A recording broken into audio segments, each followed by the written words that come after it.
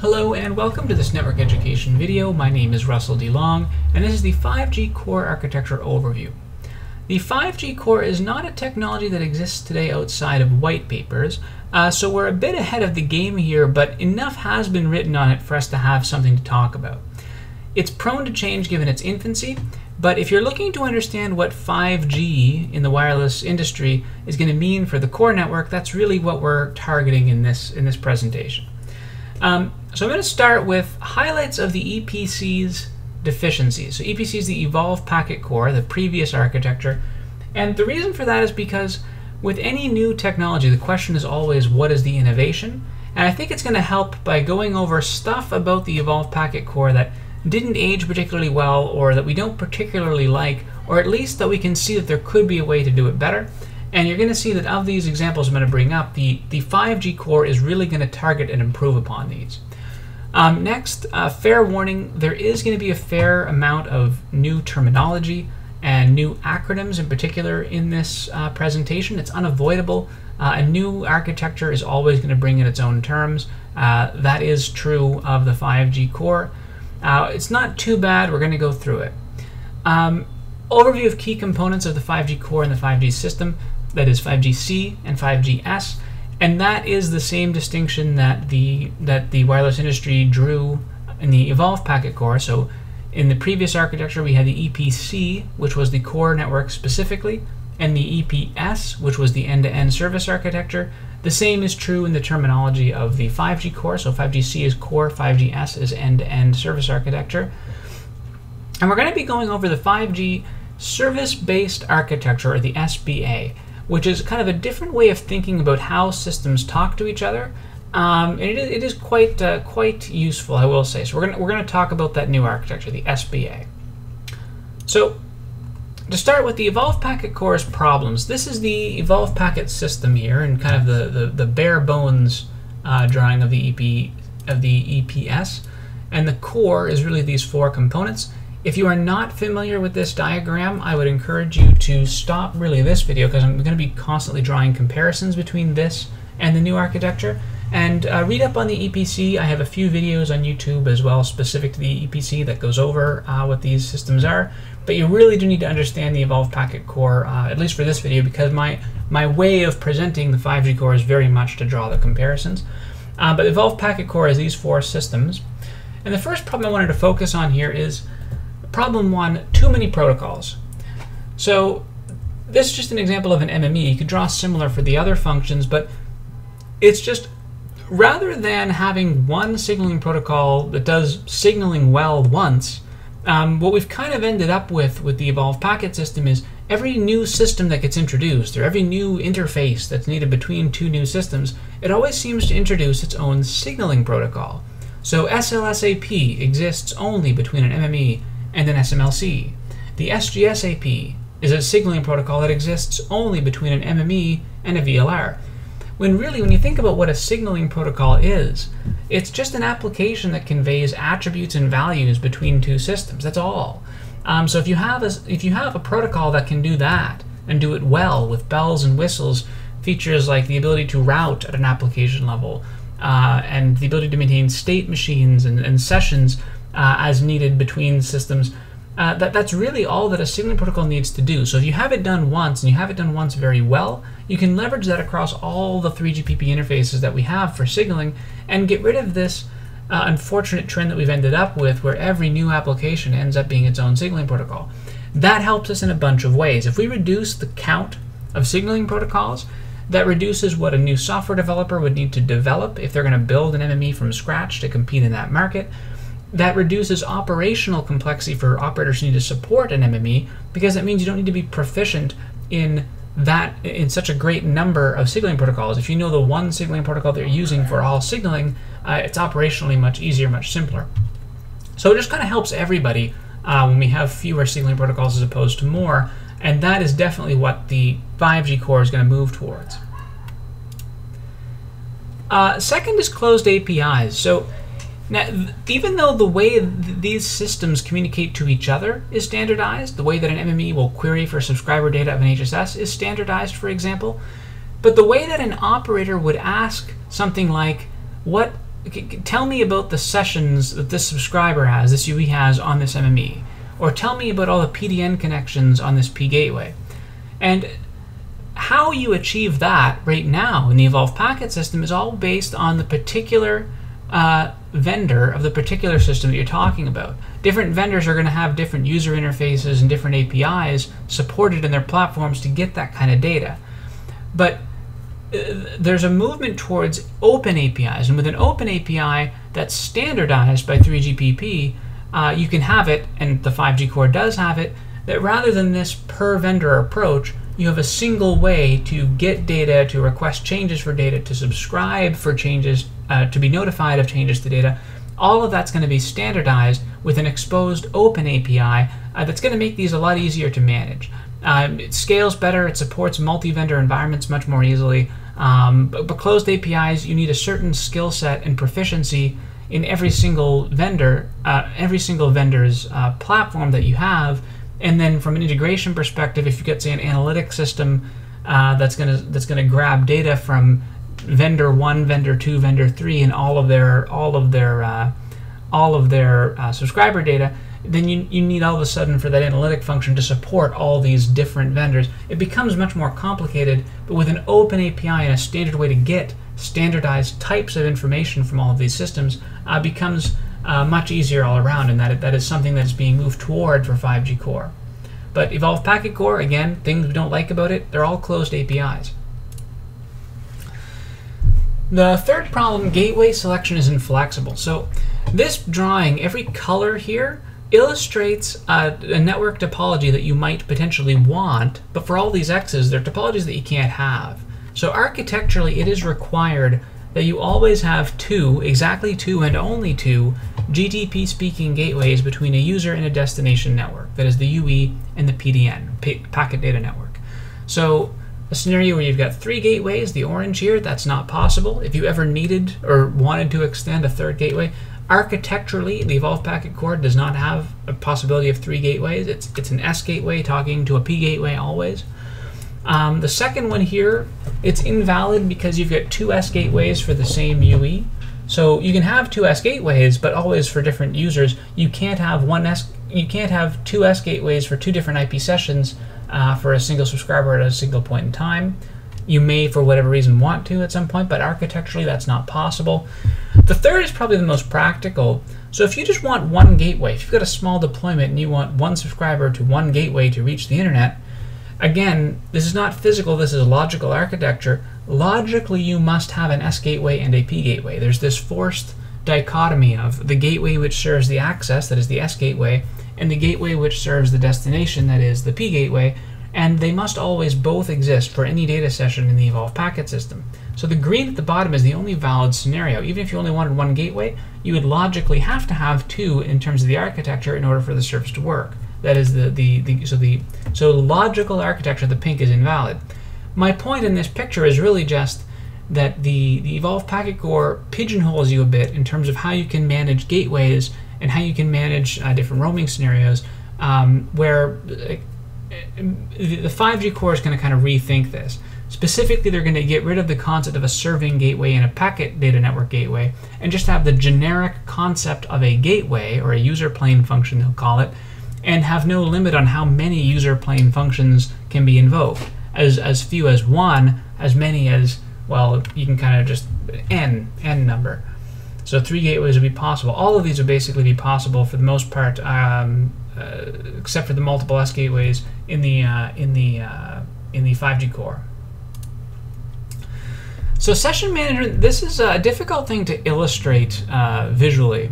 But if you've ever had to kind of design for the Evolved Packet System with multiple SKUs of sessions, it does become a bit difficult to manage session management in the Evolved Packet System. So what happens is, for decisions like what QoS is appropriate for a session from the phone towards a destination IP network, or what APN should be selected, or whether to invoke a policy control server, and if so, which policy control server, whether to invoke an online charging server, and if so, which online charging server, under what conditions, right? So all of these questions need to be answered. They are all fundamentally session management questions, whether to apply policy control for a session or not, whether to apply charging to a session or not. And what ends up happening is you've got requests coming from a user, the user equipment. The user equipment can ask for QoS levels, they can ask for an APN by name or not, IP version or not. So there's a bunch of stuff they can or may not ask for. You're potentially limited by either the INID or the tracking area from an MME perspective in terms of what that radio is capable of. The MME can take both of those into account. He also takes into account from the HSS what the subscriber is provisioned for. He then takes zone local configuration into account, the MME would. So for example, you might have different roaming agreements where an MME would be the enforcer to say, well, this IMSI range I only allow up to QoS QCI value 7, but for these ones I allow up to 5, or I've got VoLTE agreements with these ones, so I'll permit all the way down to QCI 1, and I'll set the VOPS flag a certain way, right? All these decisions are being made in an MME. Then the MME is going to formulate all this into a request to the other operator's P gateway. This is assuming roaming, otherwise it would just all be green. To the P gateway, where the MME serves session management for the access network, and the P gateway kind of speaks for the home network. The P gateway takes all these inputs from the MME, again limited to what the MME decided to send them, and then he's got to make decisions: do I invoke an OCS or not, PCRF or not? And there's no standard way to decide whether or not any of these things apply, whether or not to invoke an OCS. A P gateway, there's nothing standardized that says an MME requires a P gateway to do something like that. So you end up with a lot of kind of ad hoc, per hop decisions being made by individual systems, and at the end of the day, the desire is to get a predictable result for the subscriber, right? So session management is done in the Evolved Packet Core. It's not that it can't be. It's just that it hasn't grown well, and it's become a bit complicated in how it gets deployed as networks become more complicated over time, and as you have more and more SKUs of data sessions to manage. If you have multiple charging systems and multiple policy systems towards the internet with common APNs, and then it becomes, okay, how do I kind of decide which policies to apply? How do I get the right information to a policy server to make decision X about this type of subscriber, but decision Y about these other types of subscribers? They will seek to manage session management in a better way, and some aspects of mobility management as well in a better way in the 5G core. The fifth is that DNS becomes complicated. So if you haven't watched my videos on DNS, I made, I believe, 2 of them online here on YouTube. DNS becomes complicated just because you're adding a lot of service information and a lot of just adding a lot of logic for an MME to make ultimate decisions about how to select S gateways and P gateways. And what's going to happen in the 5G core is they actually expand the scope of DNS in the 5G core to include not just gateway selections, but discovery for entire network topologies for every type of network function, and priorities and weighting and stuff for any type of network function, not just gateways. So with that expanded scope, my impression anyway is that they kind of gave up on the idea of just expanding DNS to deal with everything, and they've kind of defined their own data structure and what's called the network repository function, which we're going to talk about in an upcoming slide. So this just becomes a bit too complicated to manage, especially as they grow the scope of it. So they have ended up, they actually scrapped this idea in the 5G core. So the 5G system, big picture, it gets rid of most wireless signaling protocols, and that is big. So diameter, gone. GTP, gone. DNS, for the purpose we were using it for before, gone. At least for control, I said GTP. GTP control is gone. So it gets rid of all of that in favor of HTTP2, which is a newer version of HTTP, so people are generally familiar with HTTP. HTTP2 came in, I believe, 2015, somewhere around there. It's a fairly new protocol version for HTTP. And with JSON, JavaScript Object Notation, which is the application layer in HTTP's messaging. So it's one signaling protocol stack replaces several in the Evolved Packet system. Provides an open API, as I kind of alluded to, into all network functions, allowing read-write requests toward any of them. It gets rid of the concept of gateway selection in general in favor of network repository, which I mentioned, and it removes session management from the MME and P gateway. So what it's going to do, it's going to take the MME, break it up into several parts actually, and I've got a slide right after this one that illustrates that a bit better. But one of them is the session management function. So instead of an MME talking to a P gateway for session management, you've got the session management function in that dedicated role in the two operators if you're talking about roaming, or just one if you're talking about home case, where they both speak for their operator for session management in general. So they've kind of anchored session management in one place. And actually, did I have another slide here? No. And okay, so here's the reference architecture. So these are the 3GPP reference points in the 5G core. This is not all of them, but it is all of them in the base architecture that they included in TS23501, and this is a copy and paste from that diagram. So network slice selection function, I've got a slide talking about network slicing. There's no real equivalent to that in the Evolve Packet Core, so I'm going to talk about that kind of on its own. But for the rest of them here, UE's user equipment unchanged. The RAN, you can also have this written as GNB, so G as in George as a lowercase letter, followed by N as in Nancy, B as in Bob. That's actually short for New Radio Node B, which is kind of strange. I mean, the acronym isn't short for the actual name, but that is how it's written. So the New Radio Node B is called the GNB. Sometimes they write it as Access Network, sometimes as RAN, etc., or 5GAN in other places. That's kind of frustrating, actually. There's no consistency there. UPF is user plane function.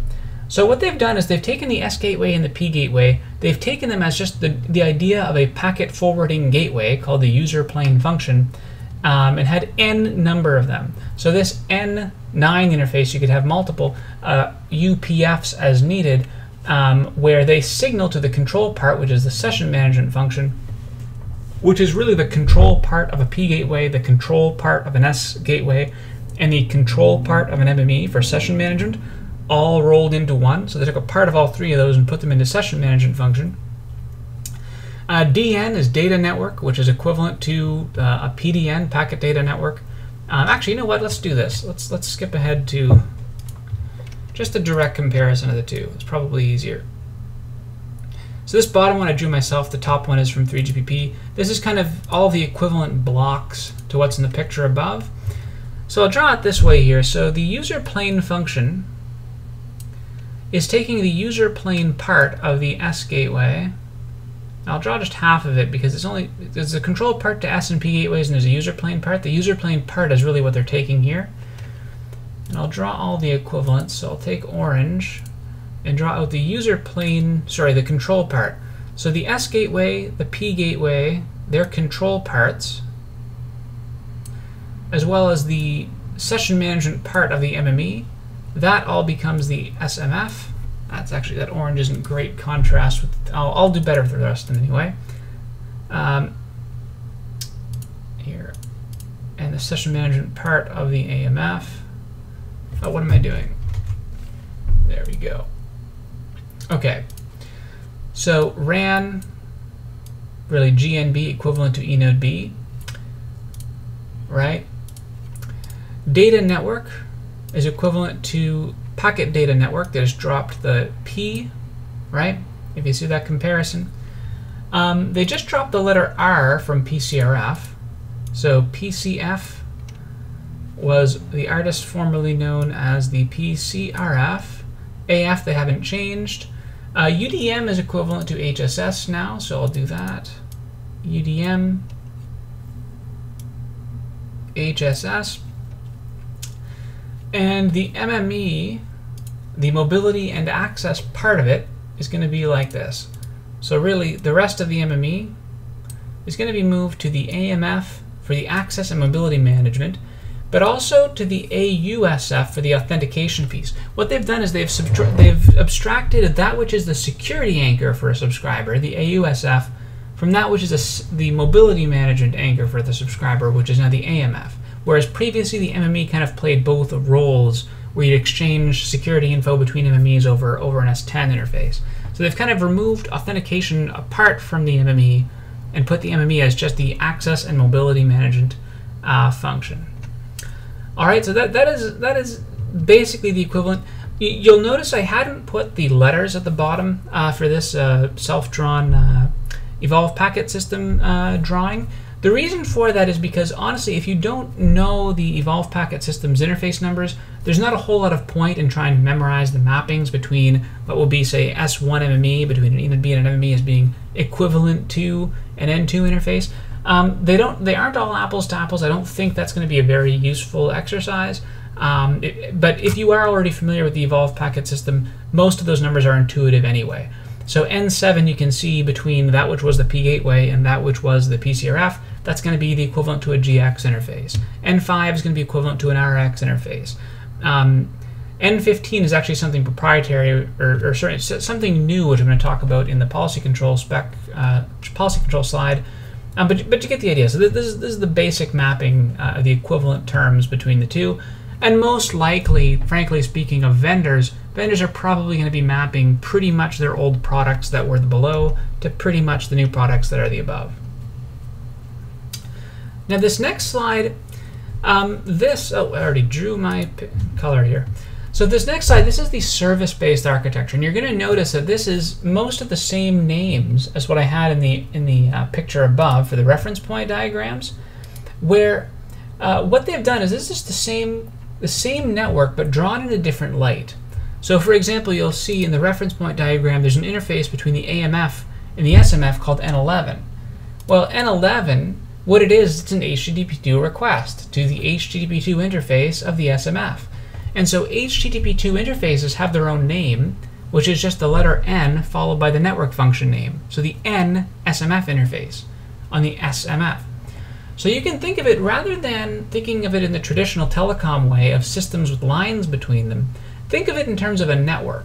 So as I kind of had shown there, think of this whole thing at the top as just an HTTP2 network. Any system here can potentially talk to any system here, including this abstract concept of an application function to talk to any of these other systems.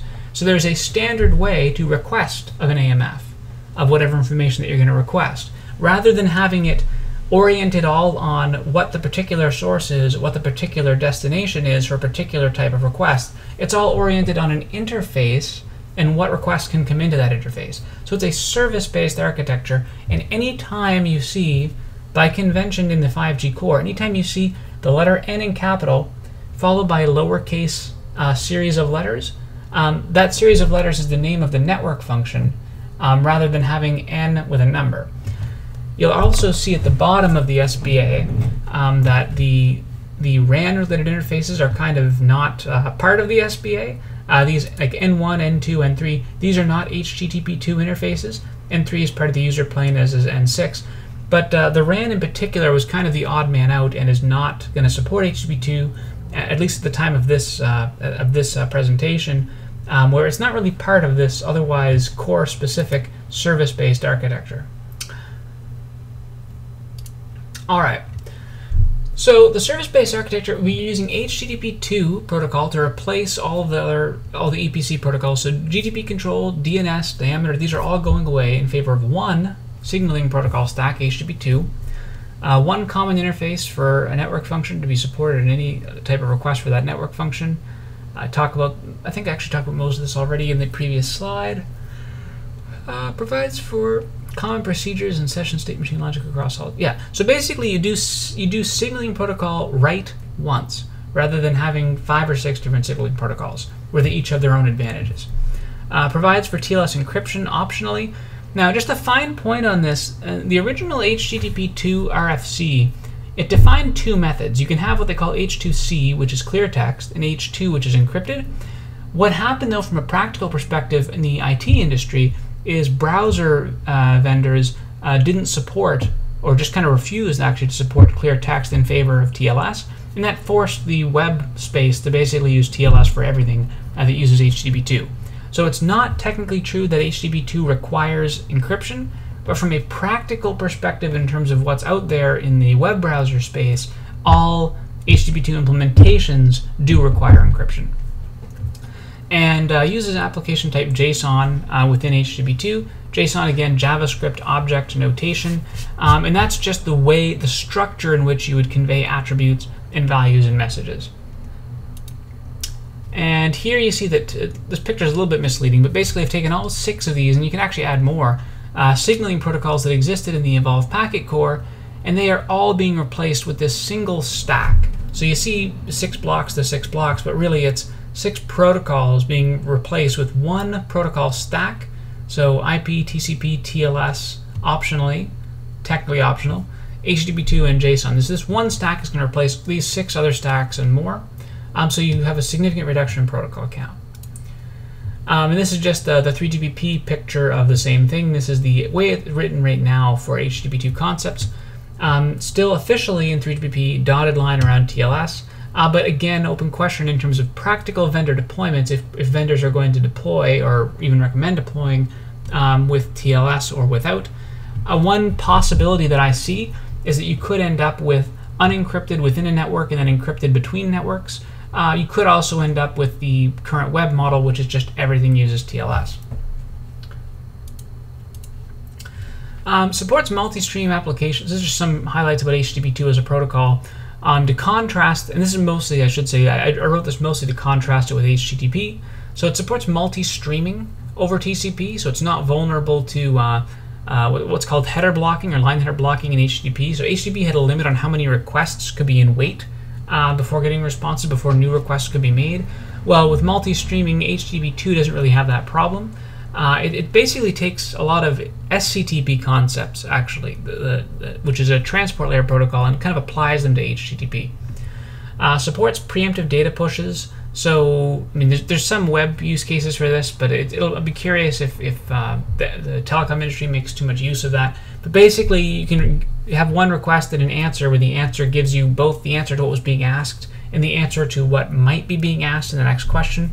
That's something that HTTP2 supports. Which previously was not supported in HTTP.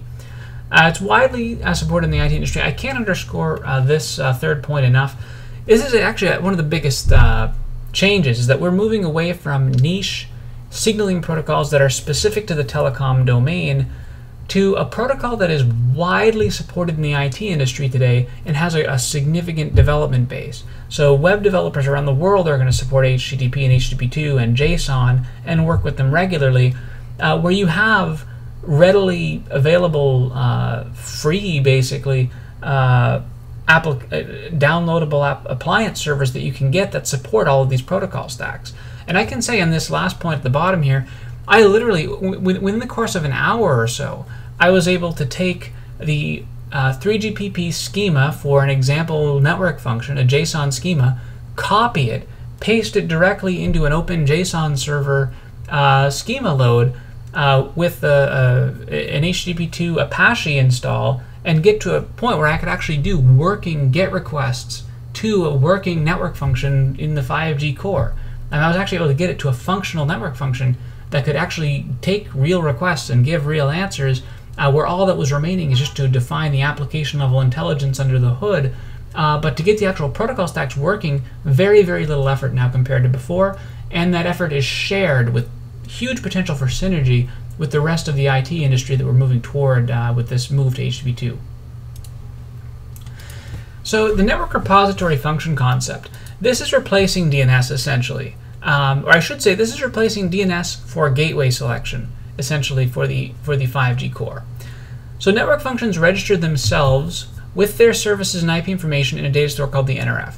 So the idea would be, rather than you going to a computer and configuring DNS records for an MME, the AMF now, you see at the bottom here, when it connects to the network, it's going to register itself with the network repository and say, hi, I support all of these services, all of these interfaces. Here's my IP interfaces and my IP addresses that relate to these services that I'm saying that I can provide for the network. Right? So then other systems will connect to the NRF, provide similar, and maybe, let's say the AMF needs to talk to an SMF. It could actually get and pull data from the network repository and say, hey, I need to talk to an SMF. What SMFs exist in this network? Can learn about them, can learn their IP information, and you're off to the races. So rather than doing something specific to gateway selection in DNS, you have this much broader network discovery concept that's possible between systems, inputting their own data into the NRF to be retrieved by other systems that need to talk to them.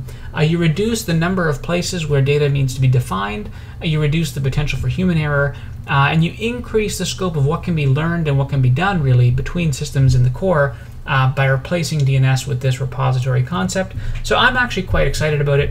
It's similar to dynamic DNS, anyway, it is something that's done very differently, and I think a much better way, much more scalable way than what the DNS service was doing for us for gateway selection in the Evolved Packet Core. This next slide is just a few more points on it. So it's kind of DNS on steroids, used for full network topology discovery. I should say, yeah, similarly to the DNS in the Evolved Packet Core, the MCC and MNC, that is the PLMN of an operator, is used as the top level of its data store hierarchy. So that lends itself well to roaming scenarios. So your operator's MCC MNC is uniquely yours. If your NRF can be uniquely discovered, then other operators have a point of reference to get to all of your operator data. And then you've got whatever security you would want at different levels of hierarchy to permit what operators to query what of who. All 3GP network functions can provide IP interface details. So we already talked about basically all these points. So the next new concept, the exposure concept. So the exposure concept, you've got this new network function called the NEF, or network exposure function, and it exposes, or really makes available, the whole 5G system and its network functions as kind of a point of contact. So it supports, at the time of this I should say writing, at the time of this presentation, it supports three types of operations. It can take monitor requests to subscribe and be notified of state changes for sessions that exist in other network functions. It can provide provisioning requests to change data in network functions. It can take policy and charging is actually defined request type to invoke, and the NEF to request policy and charging changes. Potentially useful for analytic tools to subscribe for data types or to pull data. Really anything that gets you access to more data from more systems in a more generic way, that's just going to lend itself to big data and analytic tools and give more potential applications for them. It's kind of more data empowers big data for sure. Potentially useful for troubleshooting as well, particularly in roaming scenarios. And the reason I say this, it gives you a way to get some types of information that you can't really get manually in roaming scenarios today. Like if you had, let's say, operator A is trying to support a complaint of poor service or something from a customer of operator A while they're roaming in operator B. Well, there are advantages in knowing what the MME knows about a subscriber. Is the subscriber EMM registered? Is he being rejected by an MME? But you can't learn that as the home operator because it's the visited operator's MME. So right now, that triggers somewhat manual processes between operators, but the NEF gives you an ability to query and subscribe for data. So within a given operator's PLMN, in concept, they could be given the rights. This is just me kind of spitballing a scenario here, but you could have permissions between operators to say, for my own MCC MNC, my own PLMN ID, my own subscribers, allow me permission to query for the AMF session state and mobility state of a subscriber and the SMF session management state of a subscriber, so that you can learn as the home operator about your own subscribers even as they roam to other operators through the subscription concept to the visited operator. And that's not something that's really possible in the Evolved Packet Core architecture today. But more generically, this exposure concept allows for non-5G core systems to get information from the 5G core in a way that's not standardized today for anything really equivalent. Next is network slicing. So there's a few different ways to illustrate this. I kind of illustrated it more visually here. The concept of network slicing, think of a network slice as a session management profile. So should they invoke policy control, yes or no? Should they invoke session management? Sorry, you have to invoke session management. Should you invoke charging functions, yes or no? To which particular charging function? All of that can be determined through really a session management profile concept called the network slice. Now sometimes this is illustrated more virtually, so a virtual PCF that gets invoked in network slice 1 but doesn't get invoked in network slice 2. So you might have one PCF and multiple virtual PCFs that treat requests differently based on the network slice.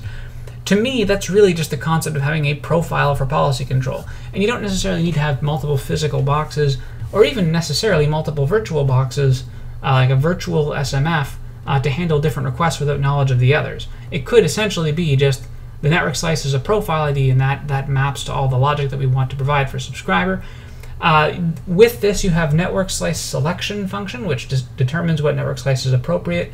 You've got him speaking to what I call common. Actually, 3GPP refers to as common elements here as well. So an AMF is not broken up into slices, nor is the NRF, nor is the NSSF.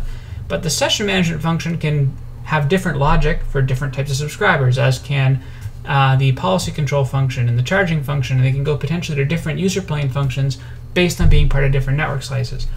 Network slices, the way that the actual numbering is formatted, you'll often hear this long-winded acronym SNSSAI, which stands for Single Network Slice Selection Assistance Identity. And what that is really, in my view, again, me kind of putting it in layman's terms, it's the profile number for a network slice. And that profile number, it can be provisioned, it can be communicated to the UE, and the UE can then know kind of what network slices it has access to.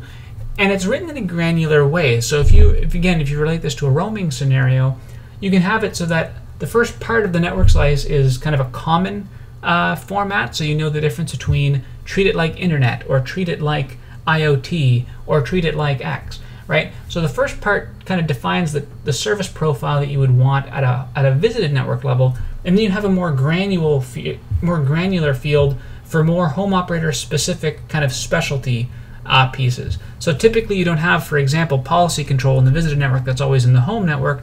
So policy control and charging control, you can base it on the more granular field in the network slice identifier, the SNSSAI, whereas the more generic logic to be followed by the visited operator takes the first kind of common standardized formatting of a network slice.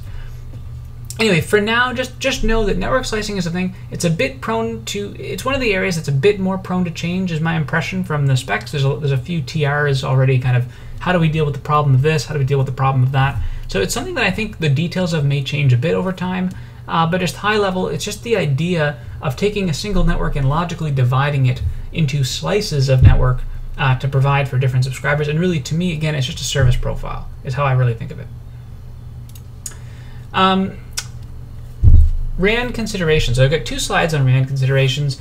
The NR, the new radio, is not part of the service-based architecture. So when I say SBA, that's core specific, just part of the 5G-C, not part of the 5G-S really. There is no HTTP2 interface actually in the RAN.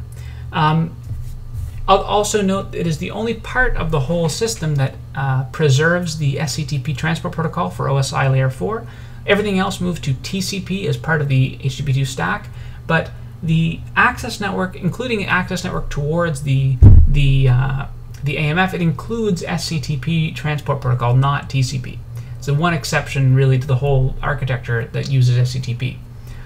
ERAB concept extends to the user plane function, which is equivalent to, so ERAB was an EPS concept, the EPS radio access bearer. But basically just think of it as replace SK. So if you're in the radio side and you're just watching this to understand kind of what I'm going to be facing, just know that what used to be the S gateway to you as an eNodeB supporter, that S gateway is being replaced with the user plane function, or a UPF. And if you're used to talking to an MME, the MME is being replaced with an AMF.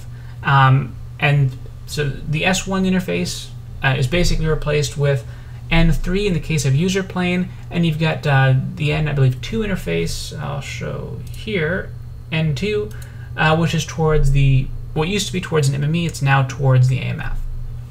This picture at the bottom is from 3GPP, and this just shows the user plane protocol stack, which is unchanged actually. So if you look at it, the access network GTP user plane, right, is talking to a GTP user plane function, the user plane function in the core network. That's exactly the same as if you're talking to an S gateway. So the protocol stack relative to the access network's interface to the core for user plane does not change. Now for signaling plane, it does change, and that's this picture at the bottom here. So for notes on that, the AMF replaces the MME's role towards the radio network. S1AP is replaced with the next generation access application part, or NGAP. So you can take this protocol stack at the bottom, swap NGAP with S1AP, and it's what it used to be. So they just replaced S1AP with NGAP. These appear to be almost identical. They really do. Very little change. They're both ASN1 encoded binary signaling protocols. There's not a lot of difference there. Tracking areas are still a thing.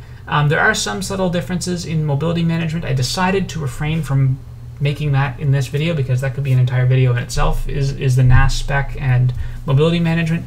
There are some changes there, but the common terminology doesn't change very much. ECGI becomes NCGI for the cell IDs. Tracking areas remain tracking areas. Anyway, yes, bare QCI concept replaced with 5QI. Mapping is intuitive. And what I say here, so QCI is a QoS profile in LTE. This is an important point because it wasn't done very well when UMTS moved to LTE with 4 classes moving into QCI 1 through 9. Well, QCI 1 through 9 in the LTE model, in the Evolved Packet System, that's going to be mapped directly verbatim 1 through 9 to the 5QI. So 5QI is the QoS profile concept for the 5G core. It supports a larger number of profiles, but profiles, really QCI numbers 1 through 9, those maintain the same properties as 1 through 9 in the QCI model, which makes mapping intuitive. 1 is 1, 2 is 2, 3 is 3. You don't have to think about it more than that. So if you're looking at this from a VoLTE scenario, well, my QCI 5 was what GSMA defines it for use for SIP signaling. Well, QCI 5, now it's 5QI 5. QCI 1 for voice, well, now it's 5QI 1 for voice. So it is intuitive. They have the same delay budgets, the same AMBER expectations, the same GBR expectations. All of that is the same if you're talking about the same numbers of QCI. So QoS moves a little bit more intuitively than it did in the UMTS to LTE world. And mobility management anchored on the MME, session management anchored on the SMF, which we talked about. All right, so charging interfaces. Charging and policy control are 2 areas which, to me, are the least changed, or I shouldn't say least changed, they're the least updated. They are the most to be determined in terms of when you get into the nuts and bolts protocol specs. So TS32291 is this spec for charging, but it really, like the full level of detail that you have for, say, TS32299 for the GY interface and for RO interface more generically, that equivalent, at least at the time of this presentation, isn't really there yet in 3GPP. A lot of FFS, or for future scope red lines, exist in a lot of these white papers. So charging and policy control, if I'm going to pick areas that are not yet quite written, it's the least written. But still, we have the high-level architecture. So the online charging server and the offline charging server of the previous architecture, those are both being deprecated and replaced generically with the idea of a charging function. P-gateway is replaced, and okay, I should say, as it relates to charging, the P-gateway is being replaced with the session management function. The GY interface is deprecated. Diameter charging in general goes away in 5GS. So again, diameter is gone, and that includes diameter charging. So this is an HTTP2 interface, as you should be able to know just by the fact that it's the letter N followed by the lowercase CHF. That always means it's an HTTP2 interface. All right, that's pretty much all I had to say on this. This is, as I said, while it's in its current kind of TBD state, that's about as much as I can say about charging. So policy and charging control, PCC. I'm actually, well, okay, let's go through it. So requires HTTP2 stack, so they get rid of diameter as all the rest of them do in favor of HTTP2.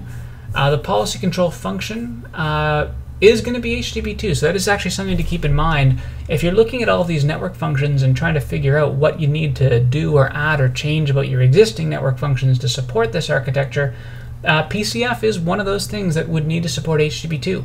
So if you have an existing policy control infrastructure based on diameter, that means HTTP2 would eventually need to be coming here. CTS, this is the generic concept of a charging client. Similar to how in the Evolved Packet Core, how you had the P-gateway alternately named the PCEF when you were talking about policy control enforcement. Well, the CTS is that which queries the charging function, is all that really means. Some diagrams will show SMF, some diagrams will show CTS, some diagrams will show SMF with a little box called CTS inside of it, but CTS is just specifically the charging client. Seeks at the moment more or less to copy the logic of the online charging servers and PCRFs in terms of data exchange between them for GY and GX RX respectively. So yes, so as I said, the nuts and bolts are TBD, but my impression at least is that they're mostly just trying to take the attributes and values of GY and graft them into the charging function and SMF exchanges. And the same sort of deal with these, the N7 interface and the N5 for GX and GY respectively from the policy control function. So what you would see on N7 would be HTTP2, but it would be very much the same as what you would see if you're looking at a GX interface from a P gateway to the PCRF. No S9 interworking. This is something. So S9 was originally defined as a PCRF to PCRF interface.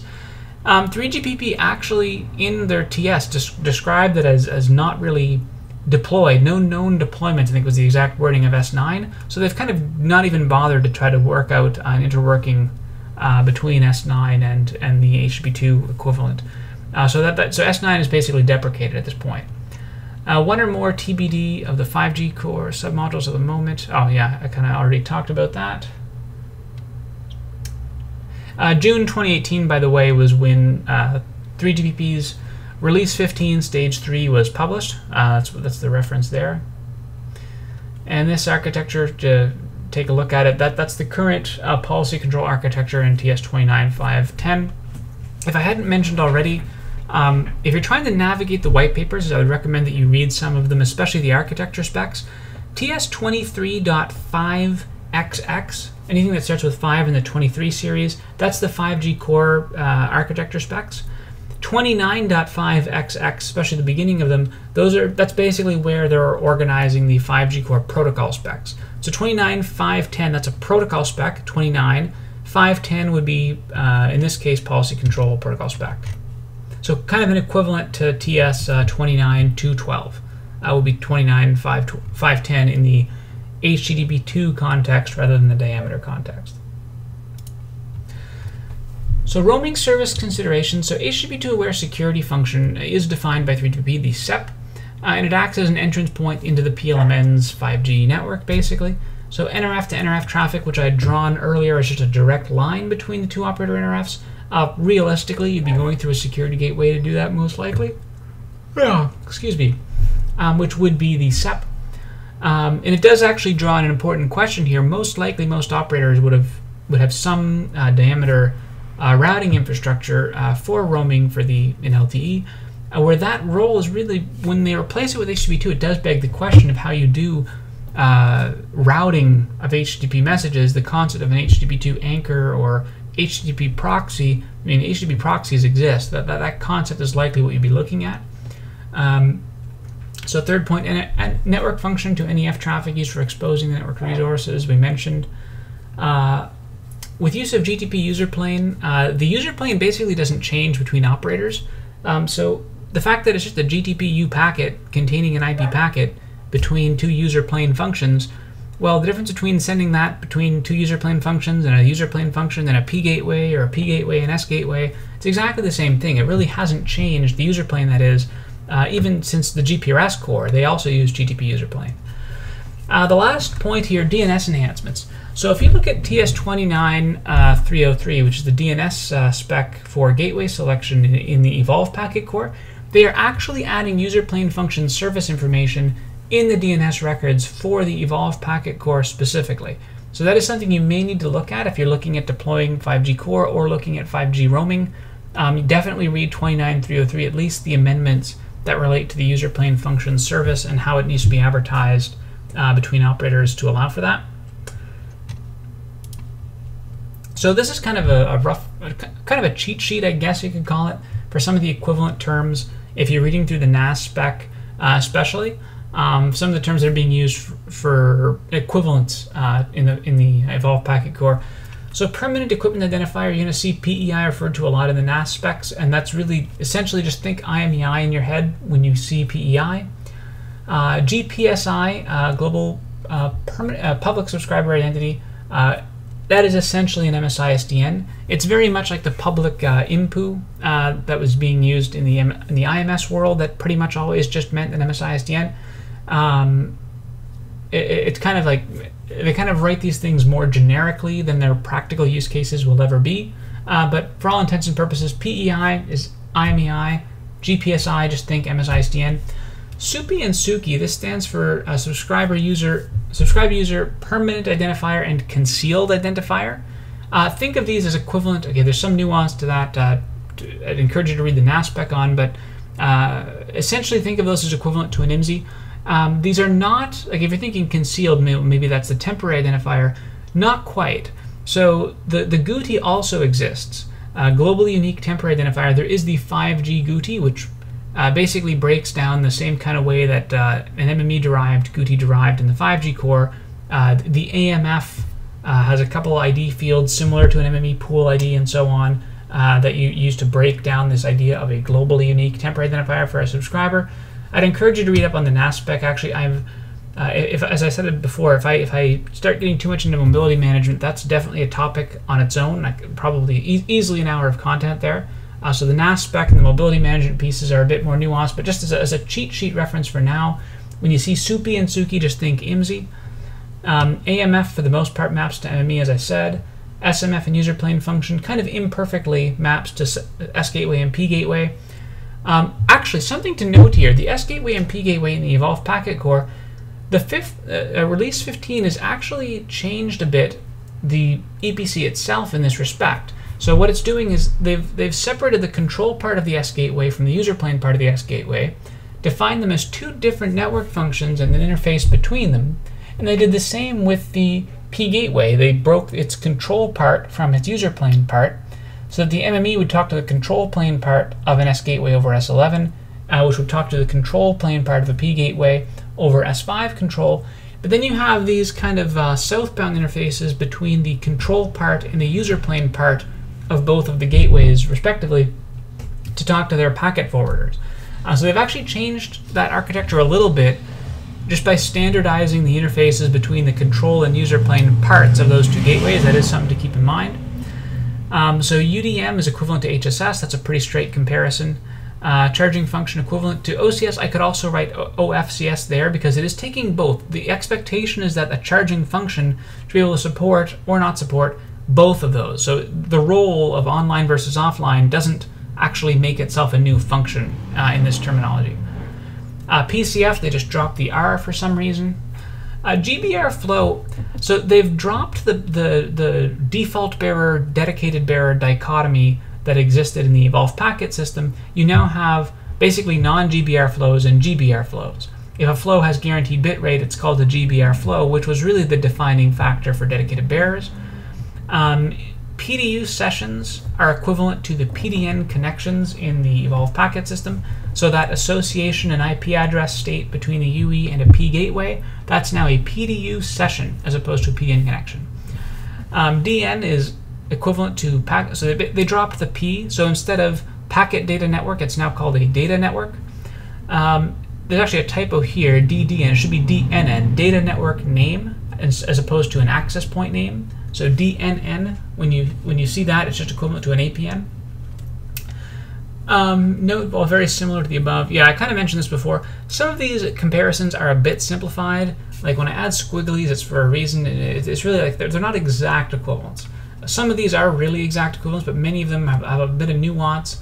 The MME in particular, like if you're looking for a node to kind of understand, the MME was really broken down into several components. So the MME was broken down into the authentication function, the AUSF, as well as part of the session management function. The visited network part of session management was previously on the MME, as well as the access mobility function, or the AMF. All of those really are parts of what used to be the MME. So the MME has been autonomized, you could say. All right, so IMS considerations. The 5GS, or the 5G system, is abstract from IMS. They haven't really touched it. Like, if you're thinking of what comes into the 5G IMS network, the answer is IMS hasn't really changed. There's mobility management procedures that are relevant to it, like the VOPS flag and the emergency flag, if you're familiar in the Evolved Packet Core. You got to consider voice and emergency support on the access side and the AMF side, just as you did in the MME, so that does kind of play into IMS a bit. The 5G system QoS types, as I said, they map intuitively to what were QCI values for VoLTE, so 5 is 5, 1 is 1. If you're following the IR92 recommendations, which I assume everyone does. Deprecation of diameter in 5GS. Here's a question. I've got it in the next slide for looming questions. It is possible HTTP2 could in some future time, not now, but in some future time, come in and replace Diameter in the IMS network. Release 16 plus, if I'm going to make a prediction, it is this. It's going to be that release 16 and beyond is going to look to deprecate Diameter, or at least give an option of HTTP2 in the IMS network instead of Diameter, because IMS is the only thing left that's supporting Diameter at the end of release 15 stage 3. It's sort of on the chopping block right now. Network repository function, again, it isn't inside of IMS yet, but I can see, again, release 16 plus, I can see the NRF concept taking on the role of being a repository for CSCFs, just as well as they're taking on the role of defining or of collecting info on NSSFs. Right? One function is as good as another as far as the NRF is concerned, and I don't see why they wouldn't want to leverage that in the IMS world by defining all the IMS network functions and putting them into the NRF. I think that is coming. SMS over SIP is basically unchanged. If you're worried about this from an SMS perspective, SIP-based SMS is still supported. The only thing to really keep in mind here is going to be that there is no such thing as a combined attach in the 5G core on the mobility side. And what that's going to mean is the concept of attaching to a VLR for circuit switch voice, for circuit switched SMS, that's not really a thing. That's essentially replaced with the ability of an AMF to invoke an SMS function, or SMSF, to relay NAS-based SMS. So NAS-based SMS is supported in 5G core. You can do it towards an AMF just as you could towards an MME, and you can relay it to an SMS center, except that you have this new kind of function called the SMSF, which would really be acting as an HTTP2 to SMS PDU converter to get that into the circuit switch domain. So that could just end up being part of a feature that's supported by an SMS center, just inherently to support an HTTP2 interface. Right? Possible deployments there, but honestly, I don't see a need to change anything so much, because if you are doing SIP-based SMS, there's no change. If you're doing VLR-based SMS, well, probably a reason for that is because you're doing combined attaches, which you're not going to do in the 5G context. So moving to SIP-based SMS is probably what everyone was going to do. That's my suspicion.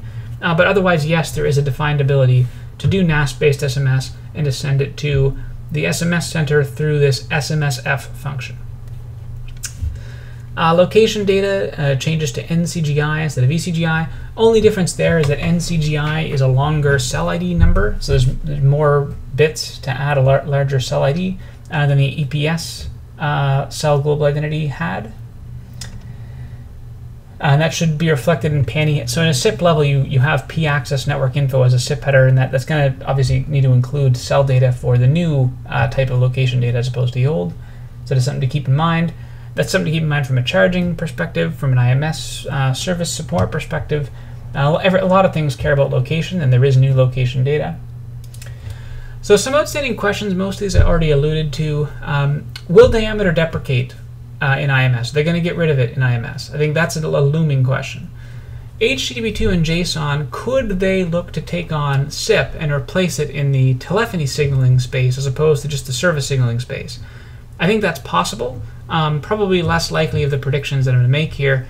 I'm a bit prejudiced in the sense that I think SIP is a really it's a really bad signaling protocol in my view. It's probably the worst signaling protocol ever written. So replacing it is something I would very much encourage. WebSocket is a thing. There is such a thing as HTTP2 being used to carry telephony information. It could potentially happen, although I don't see a driver for it right now. Will NRF replace Enum? This is an interesting question because Enum as a concept in the IMS world, it hasn't been widely deployed in the standard GSMA PRD kind of way. At least my impression is everyone's using ARPANET and everyone's using it locally until they really need to support not just VoLTE roaming, but intercarrier SIP. Until intercarrier SIP in the context of IMS becomes a big global thing, Enum isn't really as necessary. And while Enum isn't really as necessary, you can just break everything out to the PSTN, it's possible that Enum could be have its scope eclipsed by the NRF and have NRF used for telephony discovery as well. That's just a thought in my mind. That's not necessarily something from 3GPP. That's just my spitballing of what could happen in 16 onwards. will single network slice selection, assistance identifiers, and DNNs be enough for auto provisioning? So this is actually an important point. One key difference in the way that device interacts with the AMF compared to the way it interacts with the MME is that in the old Evolved Packet Core world, you'd send error messages to phones, cause codes, and there's a list of cause codes and what's supposed to happen for different scenarios, for different cause codes to devices, putting tracking areas in forbidden lists based on sending it one code versus another, or trying a non-LTE access network next as opposed to trying another PLMN, same access network next. Like all these logics that you're trying to control towards a device with cause codes. Well, in the 5G core, the approach is handled more to empower the phone to make good decisions by giving it all the information. So you can push blacklists to the phone rather than saying, I'll wait until he asks for tracking area or tries to attach on tracking area 5, then I'll reject him. Well, you can actually tell the phone if it attaches in any tracking area, hey, by the way, here's the list of tracking areas that you're not allowed to use in this network. And the same sort of deal happens for network slices and APNs, which are now data network names, DNNs. So the phone actually is told when he attaches all of the data networks that he's provisioned for. So the phone in concept, and this is where I say auto provision, my question is, are we going to reach a point here in this architecture where a phone can't be misconfigured for APNs? Because that's actually a big thing. That's a big driver of support calls and requests and problems that people have with phones, is APN information being wrong or different, or a phone thinks it's trying to use other APNs, SIM swapping, sideloading, all these things. But if a phone can be just told what APNs apply when they attach, that could potentially eliminate the whole idea of misconfigured APNs. And that is I'm optimistic about that. But I'm pessimistic in one sense, in that APNs, one of the properties of an APN to a phone is the type. So whether to invoke this APN for MMS, whether to invoke it when I'm trying to reach the internet, whether to invoke it if I'm trying to reach IMS. It's well enough to have a list of APN names, but you have to relate APNs to services, and that's done at the phone. And at the time of this presentation, when I'm looking at all of the attributes in terms of what's conveyed to a phone in terms of DNNs and SNSSAIs, nothing gets you to a type. And that's my concern. And I'm not sure exactly how that's planned in 3GPP, but at the moment I don't see a way for it to happen to be completely auto-provisioned, but it will be an excellent goal to reach, and it looks like they're trying to get there. So that's an open question to me, at least. These are my open questions. They're not like a formal open questions. And the last one I already talked about, will TLS be widely deployed and required for intra-PLMN services that is within a network, or is H2C going to be a possibility? And that's going to be, I think, driven more by vendors than anything else, as it was in the case of the IT industry, because 3GPP at the moment has left open that door to support non-TLS based H2C HTTP2 within an operator. So that is going to be, that's going to be a question. I expect what's going to happen there is GSMA is going to grab a hold of the 5G core, define a service model and a PRD. So there's going to be a new GSMA IR whatever, and then that's going to probably rigor how and on what conditions TLS is used. And knowing GSMA, they're probably just going to throw TLS at everything, but we'll see. Anyway, that's all I wanted to cover for this video. Thank you very much for watching. If you are interested in the 5G core, as I am, again, the TS23.5XX series, starting from the top, is all the architecture specs, and 29.5XX would be all the protocol specs if you have difficulty, as many do, with navigating 3GPP TSs and series. That's where you want to go if you want to read more about it.